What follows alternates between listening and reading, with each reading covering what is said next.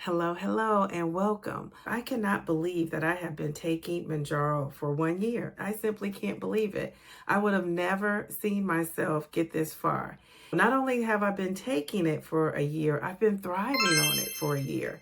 And so I can't wait to share everything that's been happening in this past year with Mounjaro. I will share with you my health improvements, my side effects, my appetite and any cravings that I've had.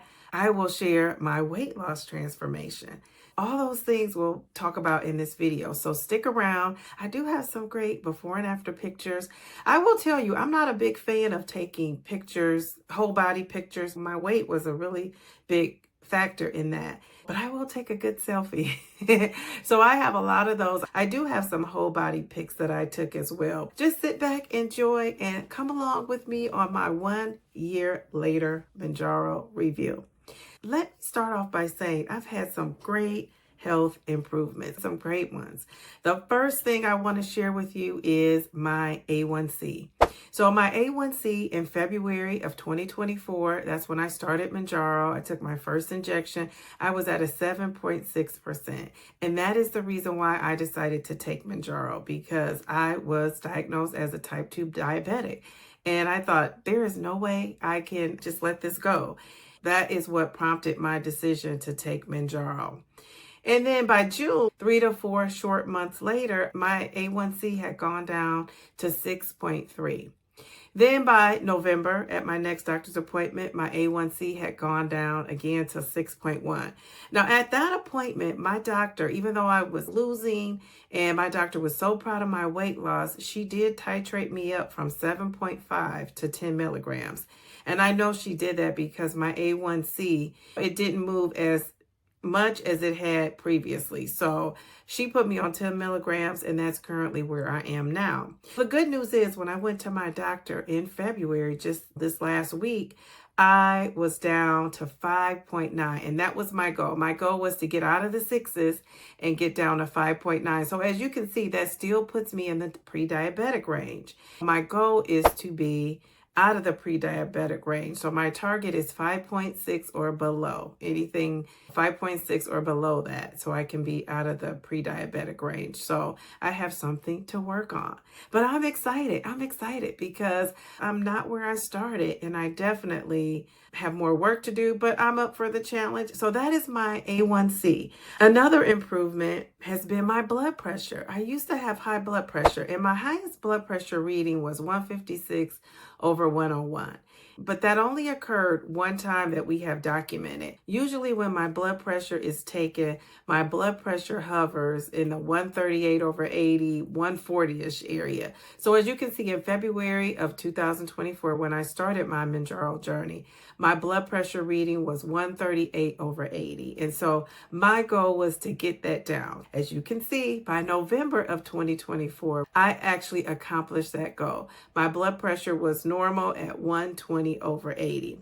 Here just recently at my doctor's appointment, my blood pressure reading was 108 over 70. I couldn't believe it. I was like, are you kidding me? So I am excited about that. I'm excited about that. So whatever I can do to maintain a healthy blood pressure reading and a healthy A1C, that is my goal. Those are my life-changing health improvements. And can you believe it? I just think it's amazing, amazing, amazing.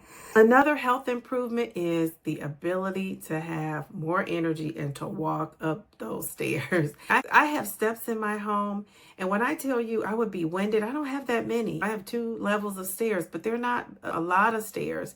And I would be winded going up and down those stairs. The inflammation that I was experiencing before taking Mounjaro is just unbelievable. My knees hurt. I have stairs at work, and those stairs, it's 25 steps, and that would just knock me out. I would be so winded. Since I started taking Mounjaro, I noticed the inflammation go right away. That was one of the things that I noticed. My knees weren't bothering me. I could jet up and down the stairs. I wasn't winded as much.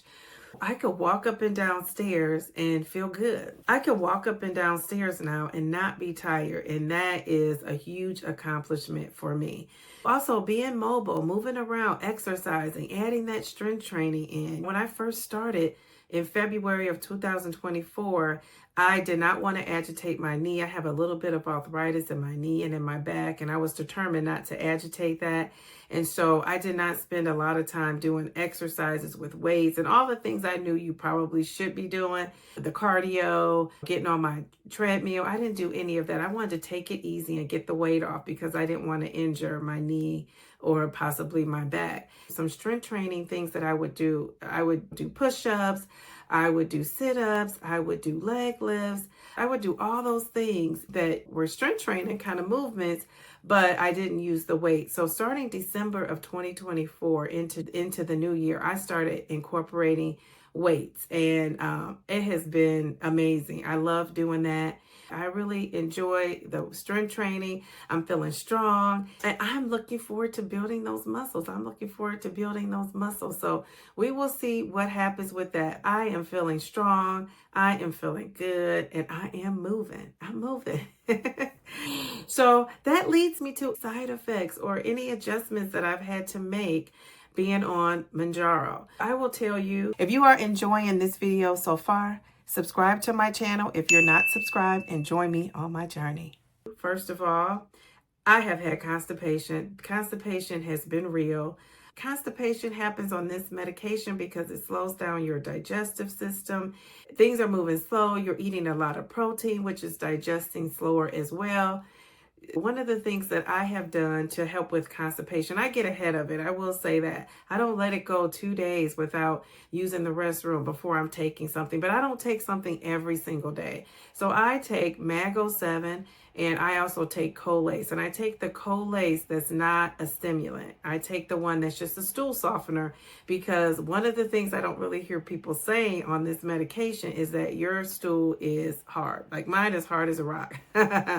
Because it's hard, I decided to soften it up with that stool softener, and it really does help. That has helped me on this journey. When I take Colace, I'm telling you, just like Mago 7 or anything else that I've taken to help me go to the restroom, I'm going within 12 hours. So it says it's not a stimulant, but it's working for me. So those are my two supplements I use to help with constipation. As far as other issues, I've had fatigue. I really haven't had nausea while taking Mounjaro. And I think that's because I've really stayed away from those rich foods that we could eat, like lasagnas. I love a good lasagna. My favorite thing to eat is French fries, fried shrimp, all things fried. And I've stayed away from eating a lot of that. So I think that has really helped. Ice cream and all those rich kind of foods, I don't really eat those. Another thing that has helped with constipation is staying hydrated, drinking your water, eating smaller meals, and just making sure you get in fiber. I hear a lot of people say they're taking fiber supplements, but you can also get that through whole foods with your spinach, your broccoli, your kale, foods like that that are high in fiber. So I would focus on those if you are having a struggle with constipation. Get in those greens. They are really going to help get you going. Another side effect that I have had is being fatigued. I've just been tired. And again, I don't know if it's because it's my perimenopausal symptoms kicking in addition to what's going on with the medication, but I do feel fatigued when I take the injection the first day or two. It was really a little bit worse when I first started, and I think my body has gotten adjusted to it, so it's not as bad. But being tired, I think, has definitely played a part. I am 52 years old, and I am currently going through the change of life. I am going to have some reactions and some things going on with this medication that kind of mirrors what would happen with perimenopause and going into the change, which is actually menopause. I'll keep you posted on that. I've also had some struggles with my sleep, and I don't know if that's directly related to the medication. There are times I sleep like a baby, and then there are times that I am up. And usually when I am up, I'm doing something. I'm moving. I'm not just really laying around. Feel the need to be up and moving. So I have noticed that, but again, I don't know if it's my mind thinking about doing some things. If I get up and go to the restroom, I'm not really going right back to sleep. So I set a goal with my vision board this year to work on getting my sleep in. And I must admit, I have been getting more sleep, but I still have room to improve on the sleep. As far as appetite and cravings, I still have cravings. I don't have cravings where I'm gorging on things. I may have cravings, and then one little bite or two bites is enough to satisfy my craving. As far as the appetite, my appetite is pretty suppressed. The first 4 days, I would say 3 to 4 days, I take that injection. When day 5, 6, and 7, especially 6 and 7 roll around, I do have increased appetite. Where it was really heavily controlled, it starts to diminish. But I will say overall, that's one of the best things about being on this medication is I feel like I'm in control of the food, right? I feel like I can, go all day and not even think about eating like I used to. And I would think about it, wonder what I was going to eat, when I'm going to eat it, all that food chatter. And I use the term chatter instead of noise because I think food noise reminds me of what my friends that say they have a food addiction would describe. And I don't think I have food noise like that. I think I have that chatter, that nagginess in your ear telling you, you need to do this, you need to do that. I think at times I've had food noise, but overall I would say food chatter. And so I still have this food chatter, like I say on day 5 or day 6. But I feel still in control of that too. So how did I titrate up and when did I titrate up? I started off on 2.5 milligrams and I stayed on that for 2 months. Early on, I got the message that you don't have to go up every 4 weeks, that if a dose is working for you, you can stay on it. So I stayed on 2.5 for a couple of months. And then after that, I went to 5 milligrams and I was on that. I could not get 5 milligrams renewed because the shortage happened. So I went back down to 2.5, which was fine. And then after 2.5, I wanted to go back up to 5. When it became available, I went to 5. I stayed on 5 for I think 3 months, I want to say. I think I stayed on 5 milligrams for 3 months. And then I went on 7.5. And 7.5, I say it wasn't my friend, but actually I didn't do so bad on 7.5. I went to my doctor. I think I mentioned this earlier. My doctor wanted to titrate me up to 10, and I think it's because my A1C, it had gone down from 6.3 to 6.1, but I think she was expecting to see more. She was happy with the weight loss. She loves the slow and steady, but she wasn't exactly the happiest with that A1C, and she said, oh, we're going to move you up to 10 milligrams. And that's where I'm at now, so I am still there. I've been titrating up over time, slowly but surely. I plan to stay on the 10.